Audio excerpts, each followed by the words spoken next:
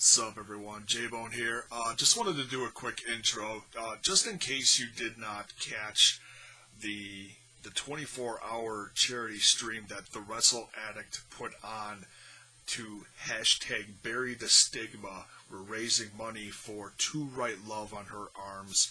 This show that you're about to hear is the first episode of Smash This Podcast, and we're part of that 24-hour charity stream that just ended a little bit ago. So I wanted to, just in case you didn't catch that tremendous show with everyone involved that went on for 24 hours, we were a part of it. Very proud of my team, Paul, Max, the Baron, and myself. This is my first big solo thing that I'm doing with these guys, and you can go to the WrestleAddict.com. The stream is over, but the donation page is still up. So please, depending on when you're going to this, even if you see this, months down the road, please go to Right Love on Her Arms and donate something. It really is a tremendous cause. But the donation page for the stream that we were involved in is open till August 29th, till like right after Monday Night Raw.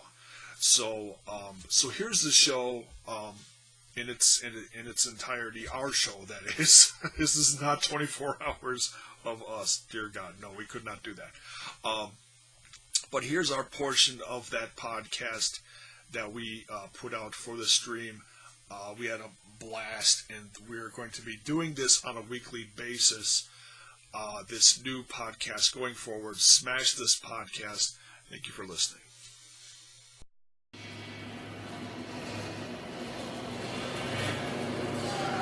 Ignition sequence start. 10, 9, 8, 7, 6, 5, 4, 3, 2, 1. Smash!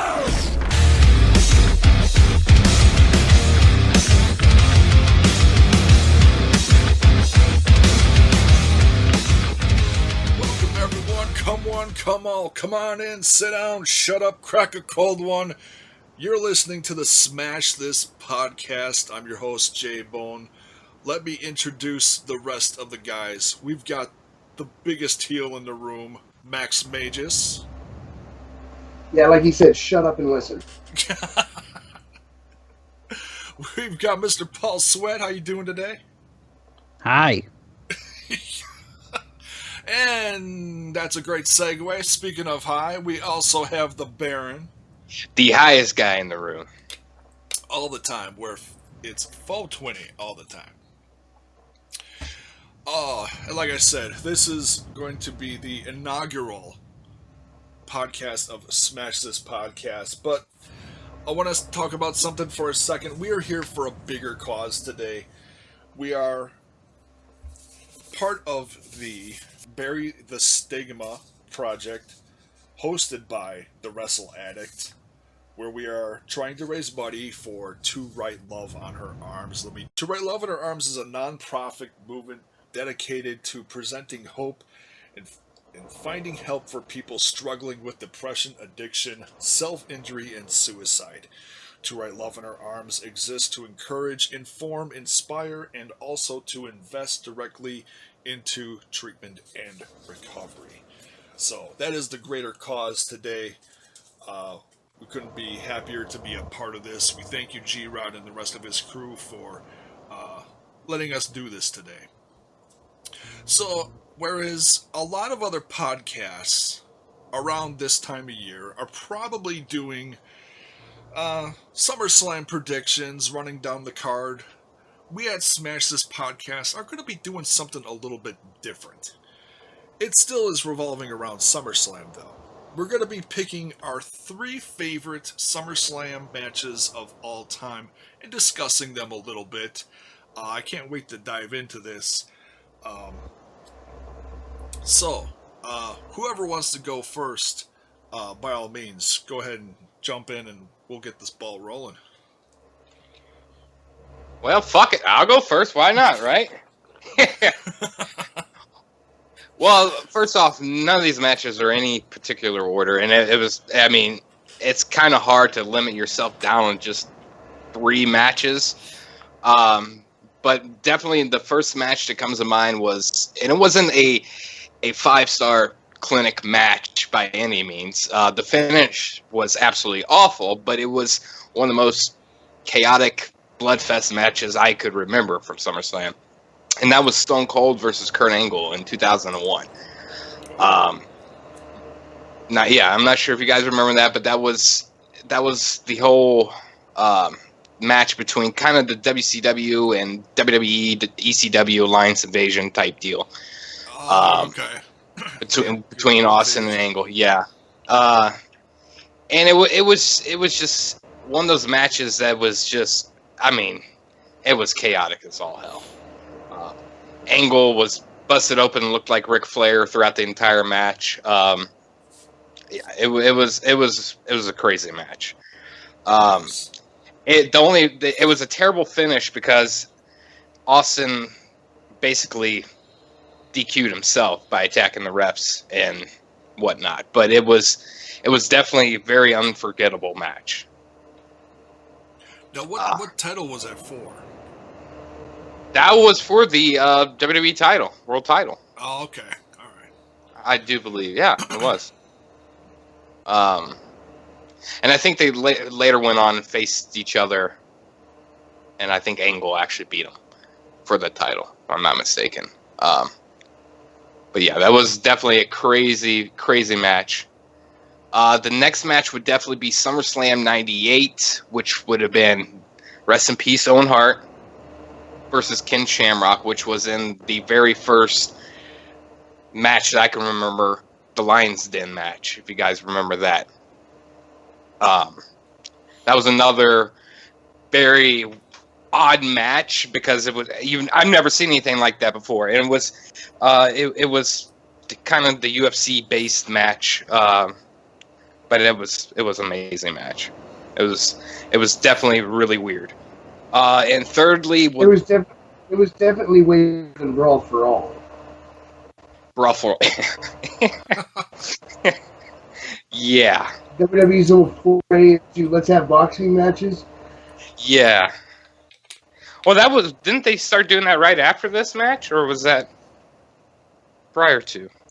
I don't think it's long after that. Was it? I thought this kind of segued into all that.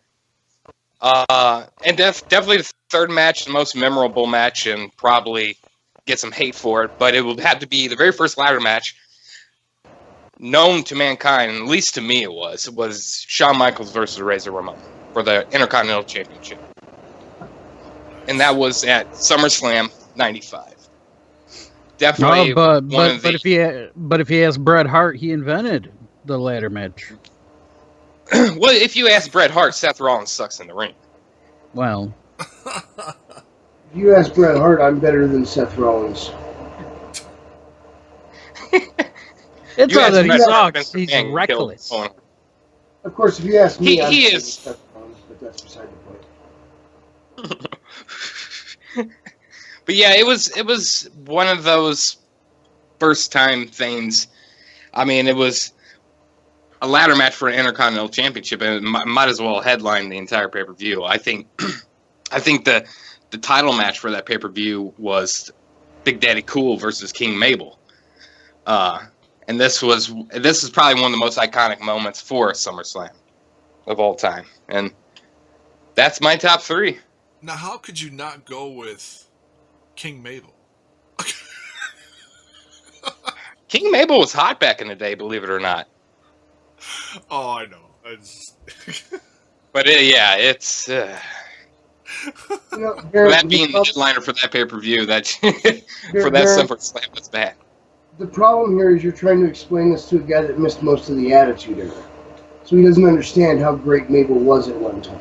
Yeah, and that's true. And it's, and that's what, hey, thank God I've got the good old WWE Network. I can go back and catch up on a whole decade of stuff that I missed.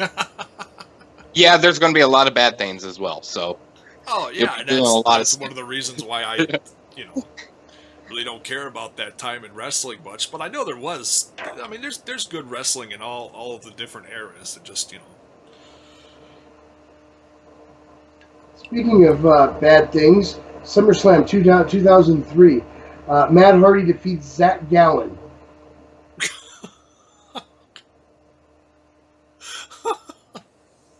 On the other hand, he did it by forfeit, but you said there were bad things? Yes, there's one right there. Would you say that Matt Hardy had a leg up in that match? Oh, I would say Zach Gallen didn't have a leg to stand on in that match. Oh, okay. All right. By the way, just so you guys know, since I brought up Zach Gallen, I'd like to point out that he had a pretty impressive run on American Ninja Warrior. Sure, he didn't finish the run, but there was a couple of things that would be very difficult for a one-legged man at the start of that obstacle course, and he got past those first couple obstacles pretty impressively. I did see that video. That was quite impressive. Hats off to Zach for accomplishing what he did there. Hell yeah. So, and as long as you're talking about is stuff, he still like wrestling or anything? Oh, sure. Zach, Yeah, he's on Independence. In fact, I think some documentary just came out or is going to come out soon about him, like just all about his wrestling career, his highs, his lows, and whatever. Yeah, if they made a documentary about Baron, it'd be all highs. there would be no lows.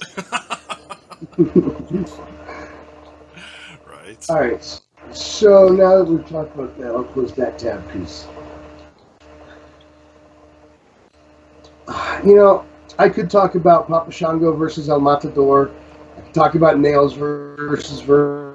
But I'm going to kick this off with one of the best title matches of all time. It was an Intercontinental title match, and it was a family match. Yeah, Lennox Lewis was there, but who really cares about him? British Bulldog versus Bret Hart, SummerSlam of '92 at Wembley Stadium was probably one of the best title matches I ever saw growing up. I actually really got into this match. I thought these two put on one hell of a match. Nice. That's a good pick. Of course, I'm going to go with a controversial pick next. And the reason I say it's controversial is because it's Chris Benoit. Randy Orton defeats Chris Benoit for the World Heavyweight title at SummerSlam of 2004. I think these two put on a good match. I think these two are good in the ring. Even people that don't like Randy Orton have to admit that this match was probably one of his best. And that's also controversial because that's actually one of my picks. Well, I think part of the reason I picked it is because how much erasure have they tried to do to Chris Benoit over the years? After what happened at his home. That's part of the reason that, putting this match on any top list is controversial, because Vince doesn't want to admit that Benoit was that good of a wrestler after everything that happened. He wants to distance himself from it. You know what? Embrace all the good that he did in your company. Embrace the amazingness of the matches he had. Like the win at WrestleMania was just awesome. Don't step away from a man that did so much for the business despite what happened. Well, especially leading up to what is going to be one of the biggest feuds of this summer is, whether you like him or not, Brock Lesnar versus versus Randy Orton. And they talk about how he was, the youngest champ ever in the WWE, but they're not going to say who he beat. No, but they should. Yeah, I mean, at least an honorable mention. They don't have to go into details, but and when I was like writing down just a couple notes about this particular one, I called it a hidden gem. Because when you look at that card on the WWE Network, there is no headliner, but Chris Benoit and Randy Orton are the headliner of that one, and it's the best match on that card, in my opinion.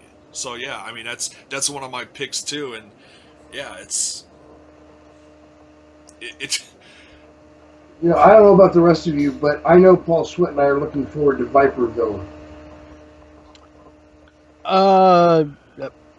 Okay. Now I'll talk about it after we're done with this. Viperville's giving us free drinks, just so you know. oh nice. All right, Yeah. finally, my last match is a brother versus brother match.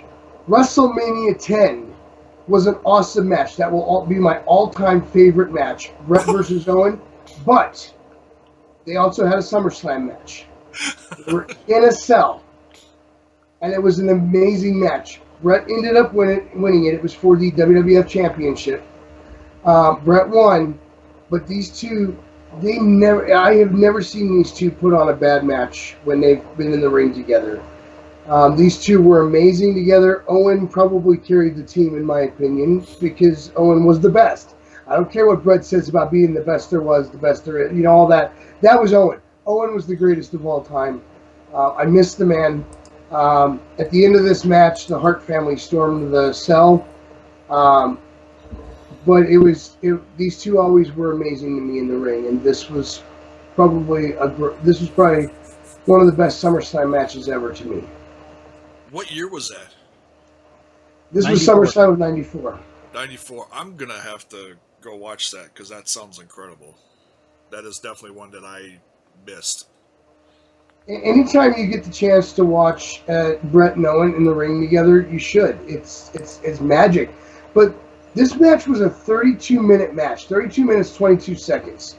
The next closest time on the SummerSlam '94 card was Razor Ramon versus Diesel for the Intercontinental title at 15 minutes 3 seconds.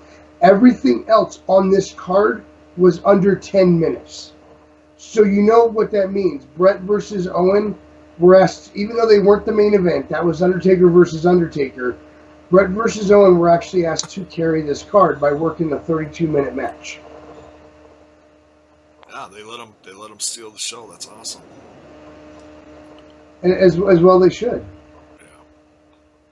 Yeah. And just a side note for that Undertaker versus Undertaker, who was the other Undertaker? Primetime Brian Lee.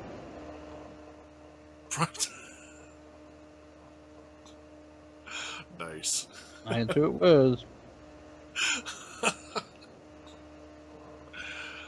Thank you, Paul. So yeah, let's use it as a segue into Paul's list. What you got, Paul? All right. Well, let's see. I already had a couple on my list already taken. Bret and Owen, Bret and Bulldog. Bret and Bulldog. That's one of the best carry jobs I've ever, because Bulldog was totally just high out of his mind. I'm gonna keep going with the Bret Hart train. I'm gonna go Bret Hart versus Mr. Perfect.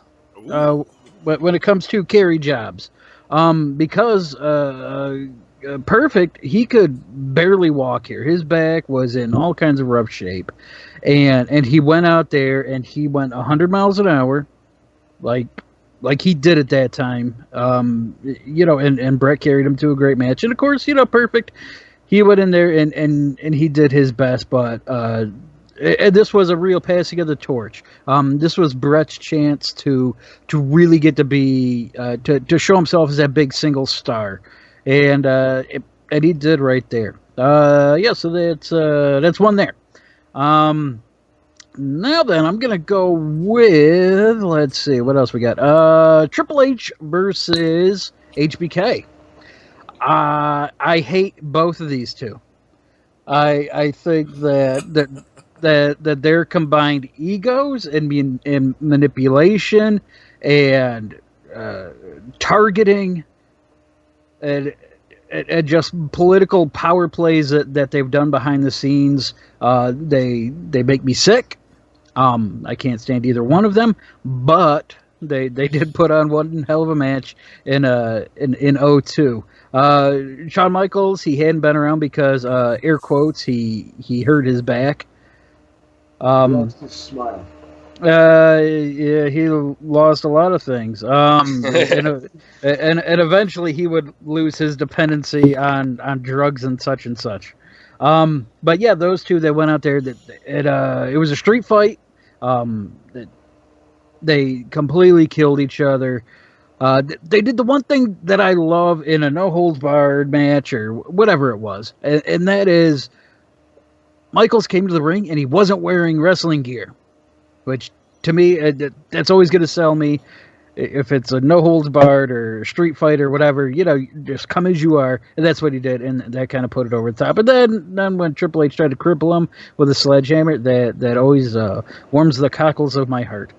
That was a good match. That was a damn good match. I totally forgot all about that match. Damn, it was good. Let's see. I got a couple honorable mentions before I get to my number one.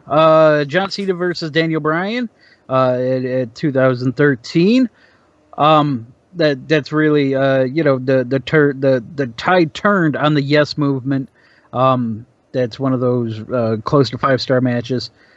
Brock versus Punk, also from 2013. Those two went out there and just absolutely tore the house down. That was before Brock became dependent on just throwing suplexes. And speaking of Brock, Brock versus Rock, 2002. That's what anointed Brock Lesnar as the next big thing and the next big star in the business. My number one is the most giving act of any ace ever. That is John Cena versus Brock Lesnar in 2014. They went about 15 minutes, something like that. Cena got in maybe 3 offensive moves. This is John Cena. This isn't Barry Horowitz. This isn't just some jobber off the street. This is one of the greats of all time. This is Mr. WWE for the past 15 years. And he goes in there and he just lets Brock destroy him for the better good of the company, the Brock Lesnar character, everything. I mean, he must have taken 97 suplexes. The crowd lost count after a while because, they probably couldn't count that high. But I mean, how many times have we seen John Cena ever get decimated? Superman doesn't lose. And he did that night, and he was absolutely destroyed by Brock Lesnar. And to me, it was the most unselfish and giving act in pro wrestling history. You probably wouldn't see anybody else on this list do what they did. So, yep, that's what I got. Damn good point.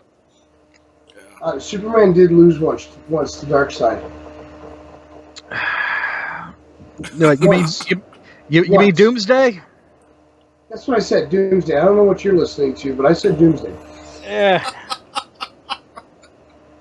They call it the death of Superman for a reason. Yeah, but it lasted a long time. He came back stronger than ever and went back in there in the rematch and won. Well, you gotta get that clause into your contract, or get that guaranteed rematch. Right. Oh man, yeah. Thank you, Paul. It sounded like a Brock Lesnar list there, but yeah, he does have quite a few accolades, even if he is not the most popular guy in the room right now. Well, that was a night Suplex City was created, wasn't it? No, that was. Or was that Roman and? Yeah, there was him and Roman. Yeah, because he said Suplex City, bitch. Yeah, there was WrestleMania, which to Max it could have been SummerSlam. So SummerSlam Mania, they're the same fucking thing. Right. He lives in Colorado. So, all right, let's get into my top 3. I already discussed one of them a little bit with Max being the Randy Orton versus Chris Benoit for the World Heavyweight Championship, SummerSlam 2004. Like I said, I call it a hidden gem because you're not going to see it listed on the card of bullet points on the WWE Network. It's just, you run your cursor along the line at the bottom, it's blank at the end. For me, the spot of that match that made me absolutely cringe as I was rewatching this last night was when, and we see it so often today, we don't even think about it, There's a few lately that have been cringeworthy, like when Big E does it, but the suicide dive through the rope. Chris Benoit did a suicide dive through the rope and hit his head and bounced off the barrier. And it was just one of those where it was like, usually when they do it, they crumble a certain way where it looks cool, but you know that they're okay. Chris Benoit just ran 100 miles an hour into this thing head first and just bounced off like a lawn dart. It was just unbelievable. Benoit had one speed. That was Yeah. it. He never pulled a punch. He never pulled a chop. I mean, he treated every match like it was the main event, like it was his last match. Yeah, and being this one up in Canada, this one, I remember watching this one live. This one absolutely shocked me when he lost because, I felt his run as champ was way too short. I understand why they wanted to, get Randy going, but man, that was a sad day for me as a Chris Benoit fan. But nonetheless, an awesome, really good early match for Randy Orton too. I loved it. Next on my list is an absolute train wreck of a match. Just very entertaining. Lot of moments in this match that your jaw hits the floor because you can't believe what just happened. SummerSlam 2009 World Heavyweight Championship match, a TLC match between CM Punk and Jeff Hardy. This just, you're going to talk about a barn burner. These guys just killed each other in this match. CM Punk doing a top rope suplex onto a stack of chairs, and both just screaming in pain after they both hit the ladders. It's just unbelievable. Tables being broken, chairs being thrown all over the damn place. Even a destroyed Spanish table to put the whipped cream cherry on top of the sundae, which Matt Stryker looked like he was sitting at. I'm not sure why. But nonetheless. Oh boy. Not sure if he was Spanish for a day or what, but I saw him running away from the train wreck as it was happening. It was kind of funny. But yeah, just a great match. I had a lot of fun watching that one again. And then to wrap up that particular match, and I believe that was Jeff Hardy's exit from the company as well. But the lights go out, and when the lights came back on, Taker was laying there exactly where Jeff Hardy was, laying on the mat, and then Taker reaches up, grabs Punk by the throat, and choke slams him to wrap up that pay-per-view. That was quite the shocking ending there. The last one on my list is from SummerSlam number 1, 1988, the classic of all classics for me, the Mega Bucks versus the Mega Powers. Andre the Giant and the $1 Million Man Ted DiBiase versus Macho Man Randy Savage and Hulk Hogan. I had to go back to this one. It's a great part of, it's going to go down as the greatest wrestling match of all time. No. But I just remember wrestling being so different back then, and just even like listening to the crowds back then was like phenomenal. Madison Square Garden back then was just such a different place. Crowds were different, just an all-around different time for wrestling. And the controversial ending at that time, now we just, snicker at it, but controversial ending at that time when Miss Elizabeth removed her dress and all you saw was her red undergarments with that absolutely shocked the world. I remember seeing that as a kid and just like, whoa, felt like my dad was going to cover my eyes back then. You know, It's like- I know I'm dating myself there, but yeah, that was a fun time. You know, it's you know, Andre's not with us anymore. Neither is Macho Man. So, you know, I loved watching that match again, remembering what I felt like as a kid back then. You know, put a little lump in my throat. I'm going to admit it. It was just a great, just a fun match to go back and watch, and all the stuff leading up to it too. Because Jesse Ventura was the special ref in there. And he was so Hollywood at that time. It's absolutely hilarious. That was right after he did, what was that? No, not the Terminator, excuse me. Predator with Arnold. And, you know, so he was all, you know, the leather fringes coming down to the ring, not looking like a ref at all. It was hilarious. And looking at what happened on the Brother Love show leading up to it, where they were trying to, you know, pay off Jesse Ventura, the $1 Million Man, shoving $100 bills on the inside of his coat pockets on the Brother Love show, with Andre the Giant standing behind him saying, "You better pay attention." Just good memories. I love that one. All right, so I think that wraps up our favorites of the top threes. Now, we're not going to run down the whole current SummerSlam card, but we are going to discuss it a little bit, just to the fact that there's a lot of matches on this card that I think there's a big question mark next to them as far as who is going to headline this year's SummerSlam. And there's certainly 3 or 4 that look like they're big enough to. But I want to go around the room and see who thinks should headline this year. So whoever wants to start this one, go right ahead. Technically, you want to typically go with a title match as your main event, like a main title. So that would lead you to think it's either going to be the WWE heavyweight title or the Universal title that gets top billing.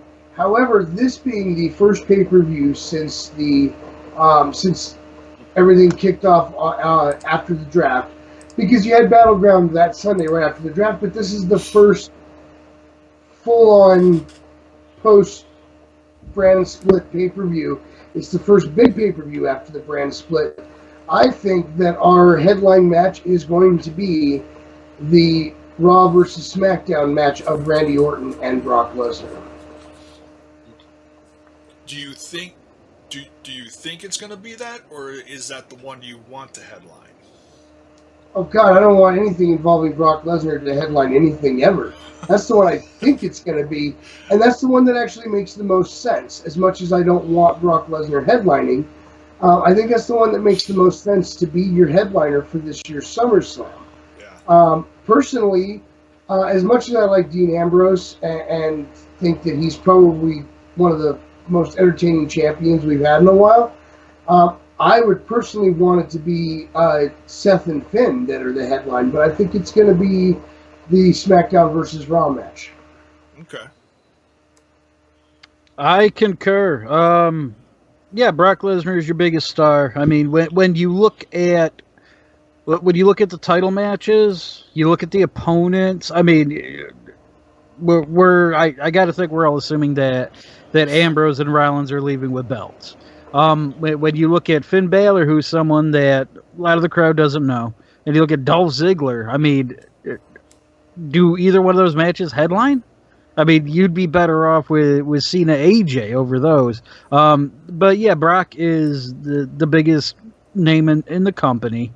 You know, and they've done a great job of actually making me give a shit about Randy Orton. I mean, to me, Randy Orton has never been a guy I've ever cared about. You know, he's someone that the company has always valued more than the fans do. But yeah, there's just something about him since he's come back, and yeah, I'm invested in him and in this match. So yeah, put it on last. Okay.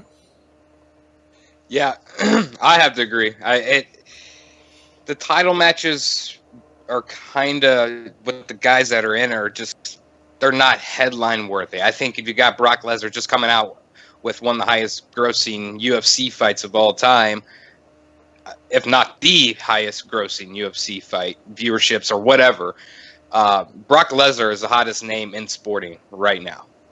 Sports entertainment, sporting in general. So to put him in the main event against anybody would probably be the smartest idea. I mean, just with all the build that they have been doing with Brock Lesnar versus Randy Orton, whether it's on SmackDown, whether it's on CWC, whether it's on NXT, that's getting the headlines right now. So it would almost have to be a main event. If it's not main event, it's going to be probably, unfortunately, the biggest match of the night, just because Brock Lesnar is involved. So, yeah, this one would definitely have to be the main event of the night. I can't see Seth Rollins and Balor finishing off the show. Yeah, this is a tough one, like I said. I mean, I can see why any of the three that we've mentioned, or even, Cena versus, if they booked Cena versus AJ Styles a little differently, that one I would even say could be, a top contender. But, neither of those guys were even on this last Raw. So, well, that's going to be the match of the night. There's no need to put them in the main event. Put them somewhere in between in the card. SmackDown, but yeah. But I certainly think that could have been. This is a tough one for me. I mean, you guys know how big of an Ambrose fan I am, and yet him wrestling Ziggler is. I mean, I'm still shocked that Ziggler's getting a shot at the championship. I've read a couple things, and I don't buy into this, that there's some rumblings that there's going to be a shocking finish to the Ziggler-Ambrose match. And there were some... it's going to involve Bray Wyatt. It's not going to involve Ziggler winning. It's going to involve Bray Wyatt. More than likely, he's going to be added into that match. They still got a SmackDown prior to SummerSlam. I would assume that Bray will be in that match, making it a triple threat. Because if not, you're leaving Bray Wyatt out, one of your biggest heels, the best talker on the mic, out of the biggest pay-per-view of the year. It makes no damn sense. You know what I'm saying? So I think he would have to be in that match. And personally, Ambrose versus Ziggler, if it was just them two, they would probably open the show, because let's be honest, it's not that exciting. No, but they're still going to put on a good show, and they just had Ambrose on the Stone Cold podcast, which is kind of a big deal. Now, what's really going to be interesting is if there's any, and I hate to think that something would actually happen to Ambrose because of this, but the things that he said about the situation with him and Brock Lesnar at this past WrestleMania, which I've been very outspoken about, calling Brock Lesnar lazy for that match, and that it was all booked in the direction of Dean Ambrose, and Dean Ambrose came down there with a big ass chip on his shoulder, and just the fact that Lesnar completely clobbered him, it was just it was upsetting. If he got in trouble for anything over that podcast, it would be nothing with Brock Lesnar. That entire podcast he did was just cringeworthy. And so if he got in trouble, it's going to be something other than the Brock Lesnar thing. I mean, Dean's a private guy. He's not someone that's really going to share a whole lot about himself, and honestly, that is cool. Because I don't want all these guys being transparent, and I don't want to know everything about them. And as far as Brock kind of sandbagging, pro wrestling. I mean, everybody's done it. Hogan, Bret, Triple H, Austin. Austin took his ball and went home. He left the fucking business because he didn't want to do a match on TV with Brock. So, for Brock not wanting to play ball, who gives a shit? And to me, Dean kind of calling him out, it's a little bit of a bitch move, but, Yeah. It's just interesting that he he's champ, and he threw that out there. It was the one thing that really stood out for me in that podcast. But yeah, he is a private guy, and the fact that he's not on social media, and that he is not, he's not a John Cena, he's not a Triple H, he's not a Rock, and that he's a top guy it still blows my mind. Yeah, they shouldn't have they shouldn't have put him in that position. Yeah, he really shouldn't have been on that podcast. He should just keep on doing what he's doing on the shows, go to the house shows every night, that type of deal. Carry it that way. It's hard to do it on the podcast. Because they're actually getting him right. I mean, he's back to being that guy that he was kind of with the Shield, where he's cold and he's calculating and he's the smartest guy in the room and he's confident and he knows he's going to beat you. He's not wacky Dean, talking to plants and all that bullshit. He's evolved past that and he feels like a champion, which I haven't been able to say about anybody in quite a while. Yeah. So I mean, he carries himself as a better champ than to me Rollins did or Reigns did. Yeah, and they were just portrayed completely different. Where Rollins was like the bitch champ and had everybody around him helping him cheat and everying, and which is fine, Yeah, I like that to a certain degree, but every week they would change it. Deed, he got that promo that he cut 2 weeks ago on SmackDown. Where he's basically like, no, we're not the same. You're not going to beat me. I'm the champion. I'm the best. That's it. Yeah. And I love that. Yeah, that was the first time I've seen Dean booed in years. That was, to me, that was the best promo he's ever cut. Yeah. It's, and that made me very vested in this. I think, and like I said, this is a tough one. I think if they throw Bray last minute into this, it'll headline. If not, I honestly think Seth and Finn are going to headline, and they're going to introduce the new big company championship to go. Well, if Ziggler's in the match, it has to be a pre-show match, right? What? Baron's like, I could have been up there. I mean, Baron Corbin, not you. I mean, if Baron, you would never pass a drug test. If they were going to headline with one of the title matches, I would prefer it to be Ambrose and Ziggler. We don't need Bray Wyatt. He's nothing. He's been set up as the next title contender. To add him to the match a week out, to me is just weak. But Finn Balor just isn't a name. He's not. A casual fan doesn't know who he is. I mean, you look at how many people have the WWE Network. It's over 1 million. But when you're getting 3 million people watching your show on Mondays, they don't know who he is. 2 million people don't know who he is, essentially. Yeah. And for the random folks that just get SummerSlam, that just get the big 4 pay-per-views and don't watch week to week, yeah, they have no idea who this guy is. I mean, they'll be introduced to him at SummerSlam, but I mean, leading up to it, yeah, they're not going to know who this guy is, who's terrible on promos, and it was real good in the ring. And I think those two are going to have one hell of a match. But that should be Finn's coming out party. Yeah, they're going to tear the house down. It could be any one of these.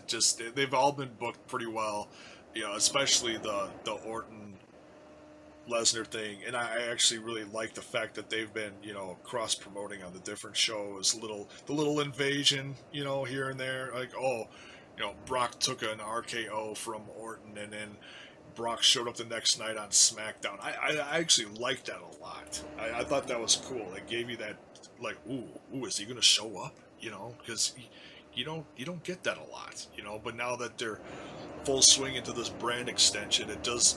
Little things like that do become special again. So, I don't know where the heck they're going with the whole, Daniel Bryan's gonna show up on Raw. That was completely pointless, unfortunately. in my opinion, but nonetheless. I'm disappointed by the fact that we're not going to see Shelton Benjamin debut, at least not for a while. Oh yeah, not for another. Well, depending on how everything goes, yeah, that was some seriously sad news. That he what was that, torn rotator cuff? All I heard was injured shoulder. I haven't actually pulled up an article about it to find out what's going on. Yeah. Either you other guys hear any other news about that? I heard that he was 41 and a mid carder, and that was going to put a bunch of guys over. So, yeah, Yeah, that's basically it right there. yeah. Damn. Darn. I mean, I like Shelton as much as anybody, but to make a big deal about this guy coming in, I'd seen a little bit of him the past few years, and he was fine. I mean, he looks like Shelton Benjamin, just slowed down. Yeah. So, Yeah, I liked him in Ring of Honor a few years ago, but I haven't seen really any of his Japanese stuff. But I know he's been busy over there. it wasn't bad. But, yeah, you know what you're getting with Shelton Benjamin. It's just a slowed down version of him. Yeah, and he's going to be significantly slowed down now. I don't even know if we even see him. Yeah, that's what I was kind of thinking when he announced that on Twitter.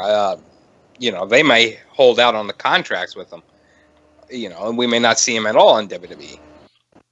Yep. So, the I would not be think we're gonna surprised. see him, the earliest I think we're going to see him, depending on how his recovery goes, is that's a big if, is possibly next summer. That's my first guess. We'll see. We'll see Kurt Angle before we see Shelton Benjamin, Oh, yeah, unfortunately. absolutely. So I think, guys, that's going to wrap up our first inaugural Smash This podcast. Just want to reiterate again that we are doing this all for the Wrestle Addicts Bury the Stigma show.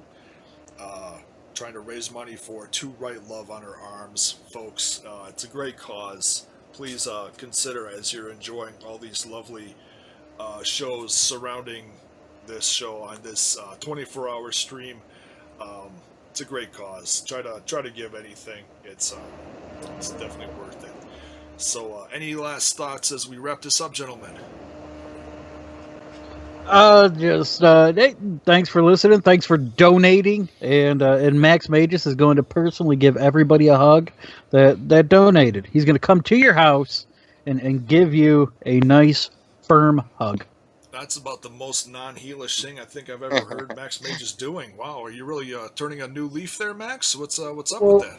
Well, no, there was this promise that everybody I gave a hug to would feed me while I was there, and you guys know how hungry I get.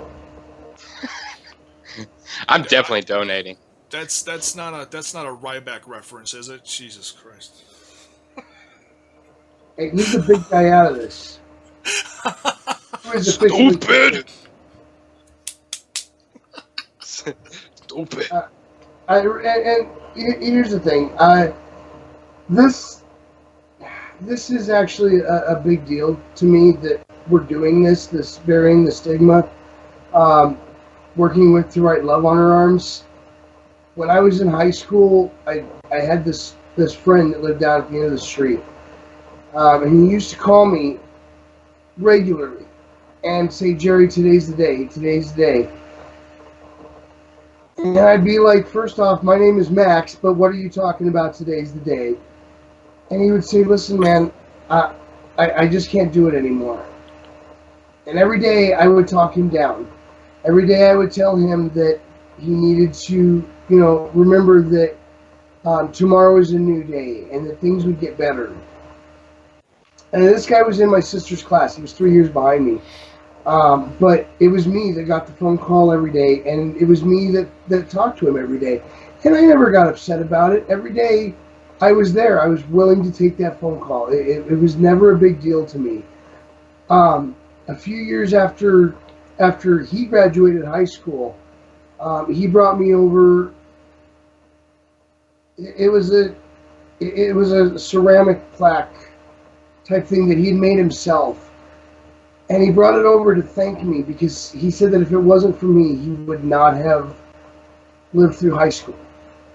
He said that because of me being there every day to talk him down, that's what got him through. And so listen, guys, what we're doing here, what we're doing this time is a big deal. It's important. Make sure you donate. We've got to help these people where we can, okay? That's very unselfish of you to share that story, Max. Thank you very much.